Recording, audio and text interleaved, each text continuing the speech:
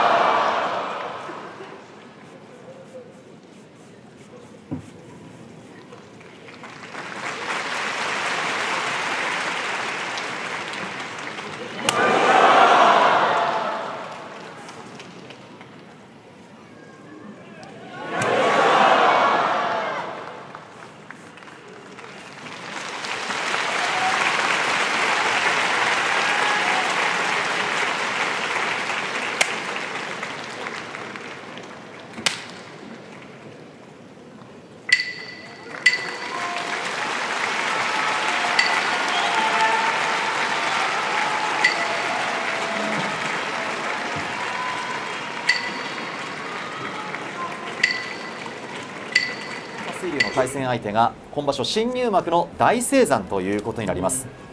こちらは中国出身、中国からは平成22年9月の荒汐親方現師匠の蒼国来以来約16年ぶり2人目の新入幕ということになっております。内モンゴルじゃなくて、でも正確に言うとそうです。あ、そうですか。はい、はい、さあ軍配返りました。右四つ得意の大青山、押し相撲得意の朝水龍です。過去の対戦は大青山の2対1、先場所も十両で顔があって大青山勝っています。変化、注文相撲になりました。朝水龍の勝ち。なるほど、朝水龍これは狙っていたか。初日から連勝となりました。ガガ丸さん、はい、ご紹介いただいた通り、この決して多いと思ったんですが、今日はいわゆる注文相撲、左に飛んで変化という作戦になりました。でもやっぱり体がちっちゃい限りはどういう手使っても勝たないと。そして対するは朝紅龍、先ほどの朝水龍のお兄さんということで、朝紅龍がガガ丸さん、はい、178センチ、125キロ、小兵なんですよ。すごいですね。体も似てますね。そうなんです。兄弟でね、筋肉質で。やっぱお兄さんの方が筋肉ちゃんとありますね。素晴らしいですね。筋がすごいですけども、筋肉のカットが出ております。11番です。カズマは強烈な突き押し、そして四つ身は左四つがあります。朝紅龍も押し相撲得意ですが、四つ身は右四つ、どんな展開になるでしょうか。初対戦です。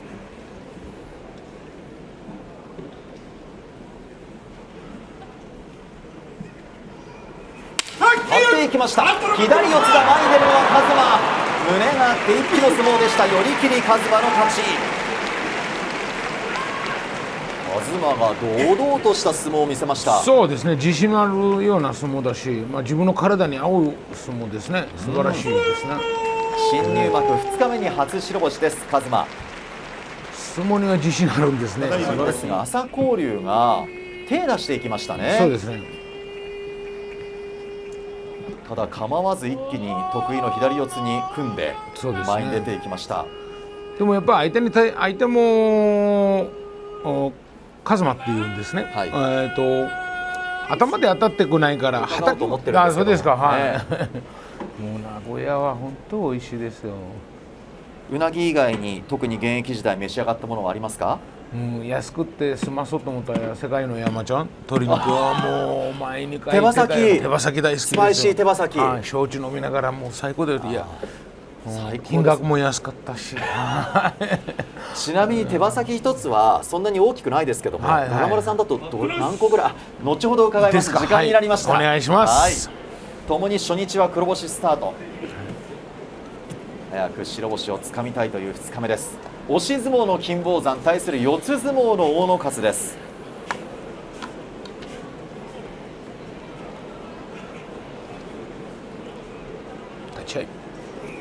もろ手突きの金峰山、回し引けなかった大野勝、上手引いたんですが圧力は金峰山、寄り切りました。金峰山の勝ち。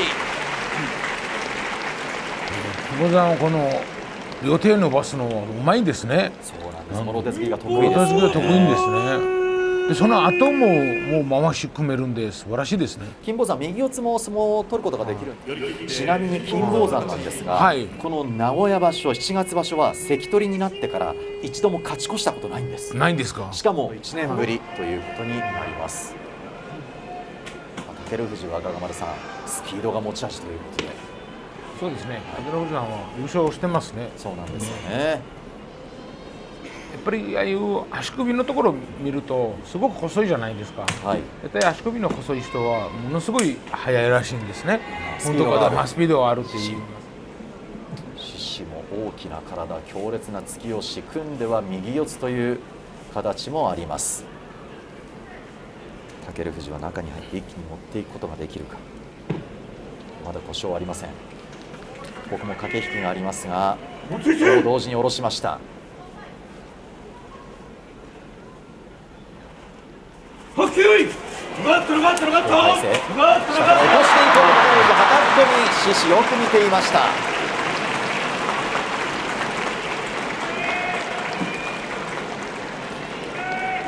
獅子勝って連勝です。対武富士戦3度目にして初白星ということになりました。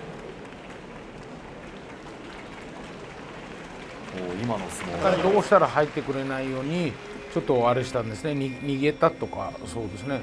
でちょっとそこで追いかけてきたところでうまく引いたなと。もちろん大事でしたんですね。僕立ち合いしかなかったじゃないですか。もちろん左四つとか右四つ組んだらまあそうですね。もう、はい、当たって吹っ飛ばしてっていう相撲でしたもんね。でもそうですね、他の考えることはなかったんで、もうやることは決まっていたということで、はい。ですから差し手争い、どちらがまず自分の形に持っていくことができるか注目したいと思います。右四つ得意の朝白龍対する左四つ得意の錦富士です。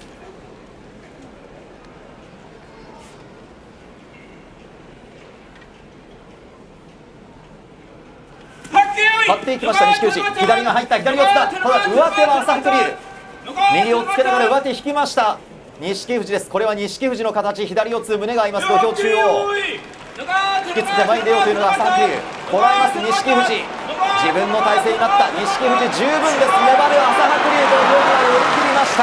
錦富士の勝ち。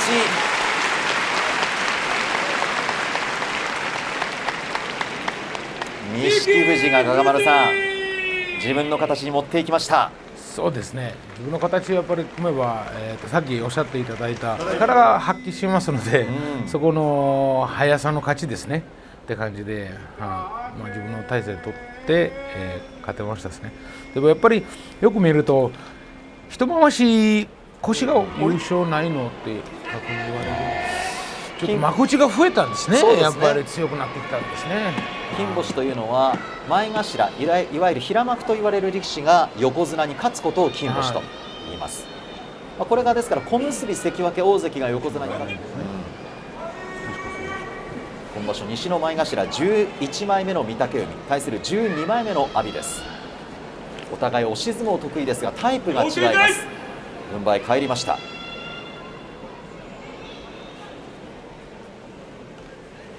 もろ手突きの阿炎です。頭下がったところ、はたきにどうだ、軍配は阿炎。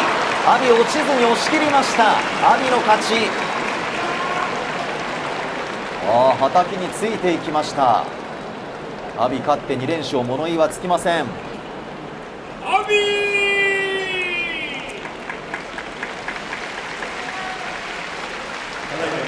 炎もろ手突き、両手で相手の胸をついていく立ち合いでした。そうですね。阿炎のすごいところはよく相手に落ちるじゃないかなって思わせるほど山さん優勝したんですね。トランプさんの前でそうですね。はい、大統領トランプさんの目の前でした、ね。令和最初の優勝でしたね。ですか。はい。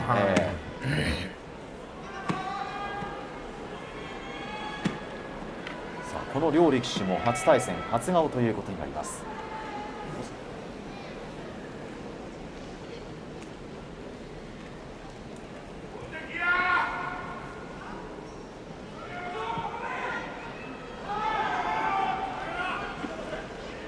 手をついて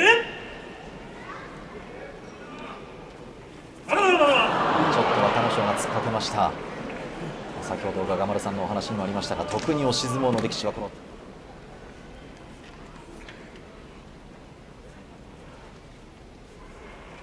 落とし立ち合い成立、押し込んでいくのが朝乃山か、押し返す若武将、右のいなし、左のいなし、押し合いだ、朝乃山、見て覗いた、勝った若武将、前に出ていく、より楽しい、激しい相撲を制したのは若武将。いやー、ガガマルさん、はい、これはお客様が喜ぶですね。激しい一番になりました。なかなか見えないんで、こんな激しい相撲は。リプレイです。これ立ち合いいかがでしたか。そうですね。させなかった。はい、させなかったんですね。ただ押して踏み込んでいったのは朝乃山でしたよね。そうですね。若いんですね。また。でもお互いに押して、すごかったんです、ね。この後、そうですね。張り手2連発がありました。多分明日同じ竹部屋だったら謝ってると思います。やっぱり土俵の上上がっても大関か、兄弟子も関係ないって言いますので、いい相手にですね、今場所初白星を挙げたいという一番になります。翔猿も千代翔馬もガガマルさん、タイプは違うんですが、共にいろいろな技を持っている力士ですよね。何考えてる2人もわからない相手ですよね。どういう変化してくれるとか、どういう立ち合いしてくれるの、2人も立ち合いはもともと強いし、当たってくるのも強いし、いなくなるのも早いし。そうですね、注目しましょう。正面でいきました。まずは押し合いです。様子を見ながら翔猿です。そのまま前に出ていきました。押し出し、翔猿の勝ち。翔猿がガガマルさん、慎重に千代翔馬の動きを見ながらという相撲でした。そうですね。翔猿はもともとなんていう相手よく見て当たるようなタイプなんで、千代翔馬さんそれ嫌がるんですね。どっちっていうと、なんでっていうと動き見て、飲み込んでいい体勢についたり横つけたりいろいろ体勢でつけられたりして勝ってるような技なんですけど、それが波がない時には本当にまっすぐであんまりそうですね、なんか印象が起こさないような力士なんですけど、本当に強い時は本当に強いんですね。一つ左四つという形を持っていますから、その形になればもう負けないという強さは若元春持っています。そうですね、そういう自信があると思います、ただ先場所は5勝10敗と2場所連続で10敗以上の大敗だったんですが、その左四つになれない相撲がほとんどだったと反省の弁がありました。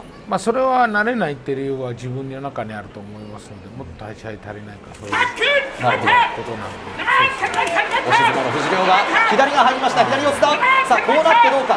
上手は1枚若元春。ただこの形では負けません。寄り切りました。若元春の勝ち。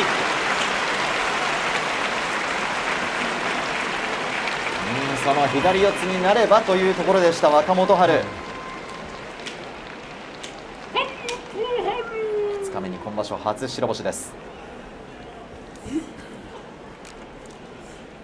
押し相撲の藤亮がに対してもろ手突きで立っていきました。これ若元春のもろ手突き珍しいんですけどね。もろ突きってもろ手っていうより、相手は一瞬ちょっとビビらせろかっていう、張り差しは張り差しどちらも大変ですけども、いやいや僕今の日本語わからないから何言ってるかな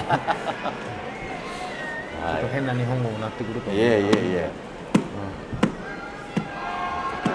決定戦でも何度も進出してますからね。もう本当に優勝してほしいんですよ、そのためにまずは連勝スタートを切りたい高安、対する今場所の初白星が欲しい狼雅です。過去の対戦、高安の3対1、1年半ぶり5度目の対戦です。さあどちらが自分の四つに組むことができるか。左引っ張り込みました高安です。抱えて取ったりか、捉える狼雅、一回転回り合った、中に入った狼雅、高安大逆転、回転からの大逆転でした。高安2連勝、物言いはつきません。土俵際なんと高安36歳、機敏な動き。ガガマルさん、いいですね。はい。決めれればもう多分3回ぐらいしてるだろうなと思うんですよ。これ左高安引っ張り込みましたね。はい、素晴らしいですよね。一回取ったりあるいはかいなひねりに行くんですが、抜けてこれお互い1回転、はい。万事休すかと思ったんですが上手投げ。これはベテランって言えないですよね。緊張する部分もねあると思いますけど、そうですけどもう7、6回ぐらいですよね、決定戦近いに。もう慣れただろうな、気持ちは。もう本当にそういうドキドキの気持ちは。視聴者の皆さん、あ、そういうことね。もちろんプロの方相手にそんなそうなんです失けど礼しました。いやいや、はい、改めて美しい思考でございますね。ね、こういう思考は夢もなかなかったんですよね。いや、これは難しいですよ、本当に。綺麗ですよね。これ体の柔らかさですか、体幹の強さ。さあ軍配帰りました。2日目幕内前半戦最後の一番です。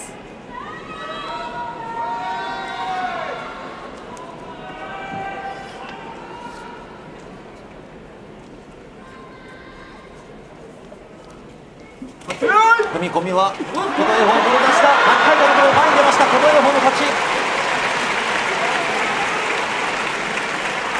セット2本入りました。琴恵光の勝ち。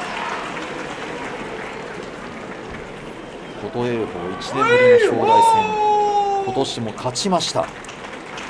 今場所の初白星。正代はリプレイご覧いただきます。琴恵光2本入るの早かったですね。そうですね、右返して、はい、左も刺さないし、かける余裕はないと思いますよね、みんなは。そう、自分のことで集中して自分のことをにしか考えないような時間しかないと思いますので、そうですね、相手どうこうじゃなくてどうこうではないですね。はい、ですから距離を取って、はい、特にまだ2日目なんで、そうですね、ここでなんか分かるわけはないんで。なるほど。そうですね、途中まで、後半超えると白星黒星で調子とか調子悪いとか分かるけど、距離を取りたい欧勝馬です。中に入りたい藤青雲、頭をつけます。引いた欧勝馬、ついていきます藤青雲です。土俵際残した、小手に振っていこうと欧勝馬、もろ差しです。藤青雲中に入った、回しも引きました。寄り切り藤青雲の勝ち。欧勝馬の得意の引きについていって中に入りました藤青雲、勝って連勝です。川本さんいかがですか、今の相撲。そうですね、やっぱり相手は、必ず引いてくれる手は頭に入れてただろうなってにしてたなっては印象ですね。思いっきり当たって前出るっていうより、ここで絶対引いてくれるって思ってそれが待ってるんですよ。引いたところで入ってきたんですね。でまだ押してでまだ引こうとしたところでまだ追い込まれたなっていうような、なんか相手のさっきおっしゃった低い体勢で押されてることに対しては変わりがないなっていうのがありますので、そこで、宇良も体勢は低いんで、取り組みはこれからどうなるかはちょっとわからないですけど、面白いじゃないかなと思いますね。過去の対戦で言いますと、加賀丸さん、はい、大栄翔の18対5、現在大栄翔対宇良10連勝中。あ、そうなんですか。宇良にとっては合い口の悪い相手なんですよ。引いたり押したり強いからですね。で慎重に行くんですね。さあ軍配返りました。どんな展開になるか。下から起こしていく強烈な突き押しのドアがある大栄翔、腕をかぶった、中に入ったが小手投げ、土俵際逆転の小手投げ、勝ったのは大栄翔。攻め込んだのは最後宇良だったんですが、大栄翔の小手投げも珍しい。珍しいですね。これは、相撲の言葉で言うと、あなたにどうしても負けないよっていう自信さですよね。大栄翔は対宇良10リプレイです。これ立ち合いが宇良いつもみたいにそんな低くいかなかったですね。わざとですましたね。だから背中伸ばそうとしてるんです、彼の手は、伸びるために。でそれから潜ればいいと思って潜ったところで肩と。先場所カド番で全休です。左足首の怪我があって大事を取って全休で、今場所は優勝を目指すと言って出てきました。時期もね、どんどん変わってますね。さあそしてこちらの両力士も相撲のタイプが全く違います。左四つ得意の白富士、押し相撲の一山本です。さあ連勝するのはどちらでしょうか。過去の対戦白富士の2対0です。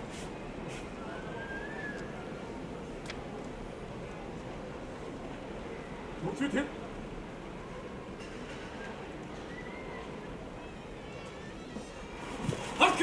頭左に覗きました。それを嫌った一山本、右の押っつけ、押し返す土俵際から今度は白富士に入れ替わった、押し出しました白富士の勝ち。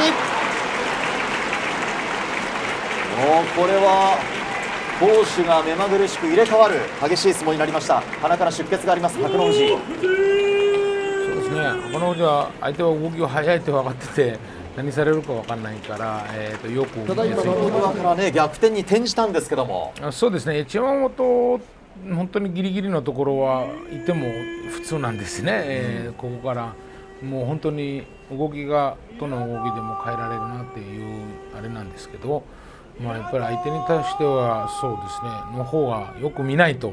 ますからね。中村さんは永遠の199キロですから。でも一番多い時に130キロあった。でもこれ10キロっていうのをお相撲さんは1日で動くもんだから。ご飯いっぱいもう食べますからね。いっぱい食べたりとか、昼ご飯抜いただけで10キロ落ちてるから。本当にそんな感じ。そうですね。はい。ということで、まあとにかく大きい熱海富士、恵まれた体があります。対するは小兵178センチ、141キロの平戸海。まあですから体重差でいうと約60キロ、身長差でいうと10センチ体格差があります。ただ過去の対戦平戸海の11対4勝ち越しています。さあ今場所どうか。番付では熱海富士上、低い体勢前みつ引いた平戸海、右四つだ自分の形十分だ、残す熱海富士、寄り切れるか平戸海、ダブル残す熱海富士、戻しました。左抱えながらどうだ、すくい投げ逆転、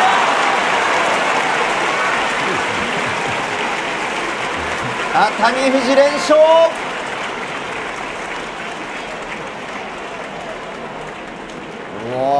ガガ丸さん、素晴らしいですね。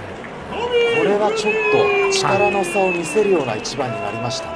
なんかまあこんなこと言ってあれなんです横綱いう相撲って言ってもいい、相手に自分の好きな様子取らせて、寄ってきても頼れるよっていうような感じで自分の体勢に持っていって、はい、転ばすって受けて立ったっていうような感じでしたんですね。ですね。ちょっとなんか、あなたはどんな体勢になっても俺に勝つのはまだ早いっていうような印象でしたですね。でも強かったですね。慌て相手は青錦と美ノ海、過去の対戦美ノ海の2対1。昨日の初日美ノ海敗れているんですが、2人の対戦直近で3月の大阪、美ノ海が寄り倒しで勝っています。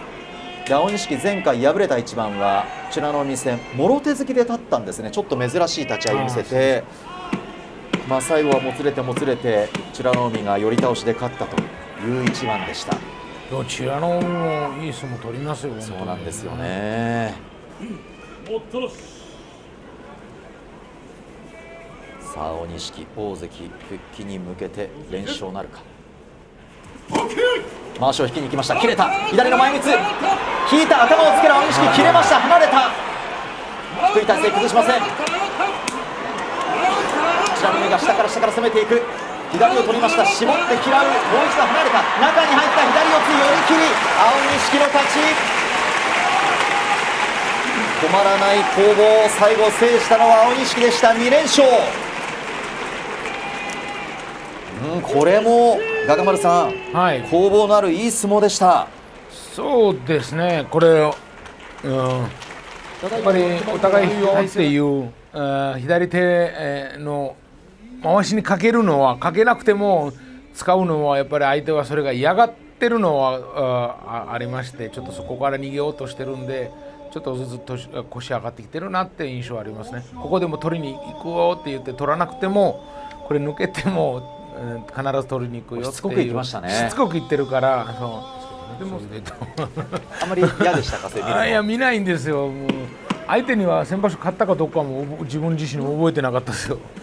そうですか。いやだって考えたくないんですよ。一晩今日は今日だからってそこにいるってやっぱり番付としてはいるってことはお互いにそういう本当力ついてきてるってことなんですよ。そうですね。番付下がってきたらお互い落ちてきたなっていう自信あるんですよ。気持ちになるんで。中村さんサバサバしてるということで、さあ軍配帰りました。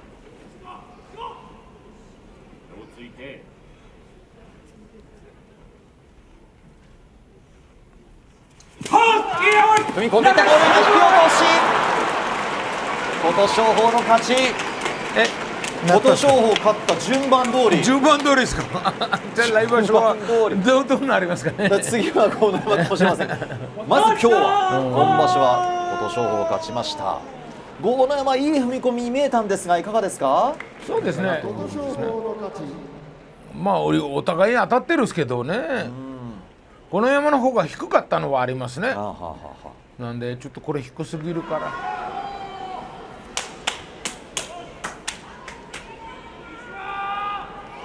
多分これ霧島さん緊張するより親方の方が勝ってほしいから緊張すると思いますよ。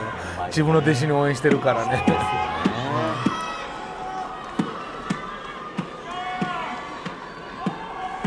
霧島は四つ相撲、右でも左でもどちらでも取ることができます器用な力士。対する王鵬は強烈な押し相撲があります。タイプが違う2人。さあ大関霧島連勝なるでしょうか。横綱に続いて2日目は大関戦王鵬、白星を挙げることができるか。頭からいった霧島、突き放そうと王鵬、左が覗きました。霧島です。押っつけながら前に出ていきます。中に入りました。もろ差し霧島、霧島の体勢だ。すくい投げ、霧島の勝ち。最後は中に入って2本覗きました。大関霧島連勝です。中村さん、はい、今日の一番いかがでしたでしょうか。すごく良かったんですけど、までかましていきましたね、霧島。そうですね。霧島さんの方が中に潜って、ここで、押し取って、こんな体勢になればもうやっぱり大関をやってる。対する琴櫻はカド番でまずはしっかり白星連勝、そして大関の力を新小結の吉野富士に見せつけることができるでしょうか。吉野富士としてはスピード、相手の中に入って一気に持っていく相撲。対する琴櫻は懐深く相手を組み止めて受け止めて四つ相撲に持っていくという相撲を得意にしています。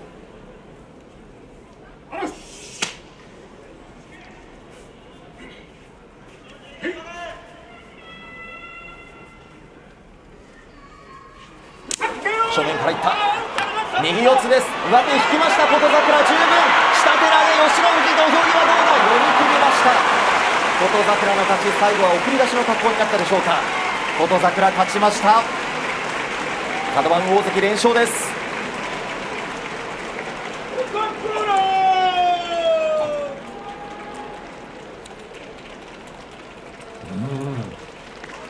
中村さんですね、立ち合いからとしても、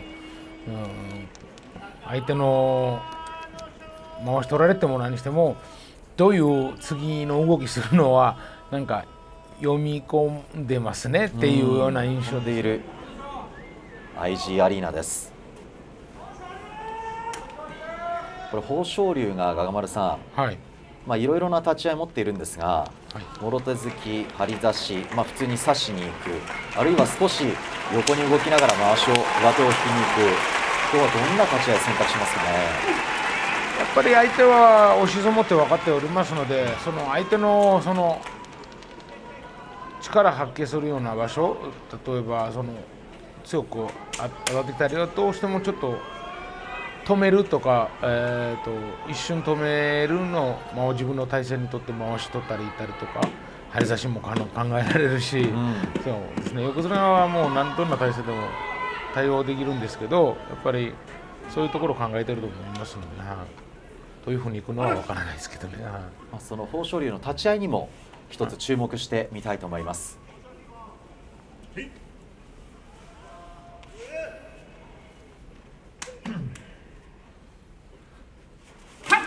差しに行きました。左の突け、突き放す隆の勝、少し後手に回った、すくい投げ、豊昇龍の勝ち、落ち着いていました。豊昇龍2連勝。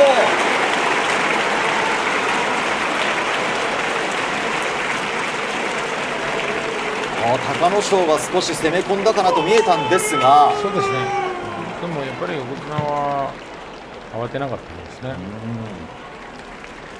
ただいまの決まり手はすくい投げ。休場明けの横綱豊昇龍は2連勝です。リプレイです。これさせなくて隆の勝がついていきますよね。そうですね。でもそれでも関係ないってみたいな感じでした。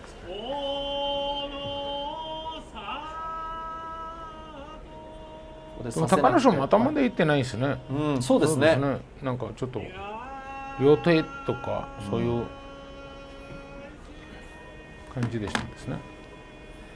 まあ横綱どうですか、余裕はありましたか。まあでも、勝ち方にとしては、取り組み頭はでも毎回上がってきてるってことは人気はまあそうですそうです。相撲人気がね高まってるということですから。で逆に言うと藤野川はですから勝てば金星、そして懸賞金ももうすべて手に入るという。でも今金星はあんまりピンとこないですね。優勝がないと面白くないですね。みんな優勝持ってるから。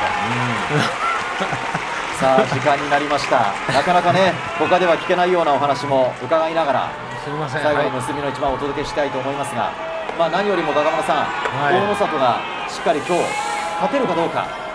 それは自信につながりますから勝ってほしいんですね。早めに金星に入ってほしいんですね。対する藤野川、3月に続いて対大野里、大金星ということになるでしょうか。藤野川初日は大関霧島に敗れました。お互い初日は黒星。さあ7月場所結びの一番、全休明けの横綱大野里、2日目に白星なるか。対するは前頭筆頭の藤野川です。正面からいった、突き放していく、中に入った藤野川、中に入った、肩すかし、勝ったのは藤野川。大野里連敗、呆然自失。大野里なんと全休明けの横綱大野里連敗です。藤野川は大金星。土俵際落とし穴がありました。決まり手突き落としを取りました。藤野川の勝ち。これ思いっきり藤野川も正面から行きましたね。そうですね。なかなか正面行くような体じゃないですけど、やっぱり気持ちが大きいんですね。いや体見てください、全然違いますね。はい体格でいうと藤野川177センチ、123キロ、大野里192センチ、115キロ、身長でいうと15センチ違います。でもその違さは土俵の上に上がれば関係ないってことですよね。そうですね、素晴らしいですね。藤野川対大野里連勝ですよ。すごいですね。まあ、横綱はちょっと心配ですね。そうですね、まあ、やっぱり今日という取り組み見る限りはもちろん100回取っても100回も勝てるような力士なのはありますけど、やっぱりちょっと勝ちにこだわってるとか、早めに自分のこの初日に、味わった負けと自分の早めに強さを戻したいっては、横綱ってプライドもありますから、やっぱりね、ちょっとそれ早めにって器用だろうっていう気持ちが出てましたなってはありますけど、もっと、僕から言えるようなもう横綱は自分誰より分かってると思いますけど、もっと冷静に、その負けにもあっても僕は横綱よっていう取り組みすれば勝てるじゃないかなと思いますよね。ちょっと、そんな感じですね。弓取式が終わりました。それではこの後、ガガ丸さんと本日の取り組みをたっぷりと振り返ってまいります。お願いします。